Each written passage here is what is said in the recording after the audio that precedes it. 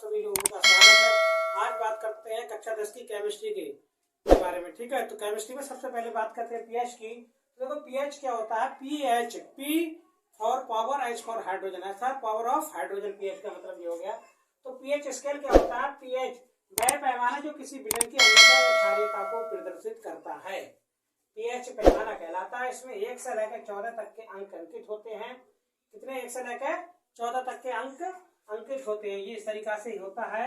यहाँ से लेकर ये यहाँ पे से ये 1 से लेकर 14 तक, यहाँ पे 7 आता है, ये 14 होता है, और यहाँ पे 0 से लेकर 1 तक, 1 2 जैसे 1 है, और ये 2 3 4 5 6, इस तरीका से 8 9 10 11 12 और ये 13, इस तरीका से ये अंक क्या होते हैं, अंकित होते हैं।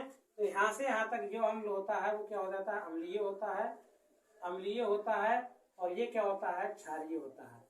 क्षारीय, ये क्षारीय प्रवृत्ति का होता है। जिसका पीएच मान 7 होता है वह क्या होता है, उदासीन होता है। ये क्या होता है, उदासीन होता है। ठीक है, ये इस तरीका से ये पैमाना बना हुआ होता है। तो अर्थात पीएच मान जिसका 7 से कम होगा वह अम्लीय होगा, पीएच मान 7 से अधिक होगा वह क्षारीय होगा, ये पीएच मान 7 के बराबर होगा वह क्या होगा, उदासीन होगा। ठीक है, पीएच मान क्या होता है, हाइड्रोजन आयन H+ आयन की सांद्रता के ऋणात्मक लघु गुणक माइनस लॉग को पीएच मान कहते हैं। पीएच बराबर होता है माइनस लॉग 10 बेस और H+ आयन। ठीक है, ये इससे पीएच मान निकालते हैं किसी चीज का। शुद्ध जल का पीएच मान 7 है तो ये क्या है, उदासीन प्रवृत्ति में आया। नींबू के रस का पीएच मान 2.5 है तो ये अम्लीय हुआ।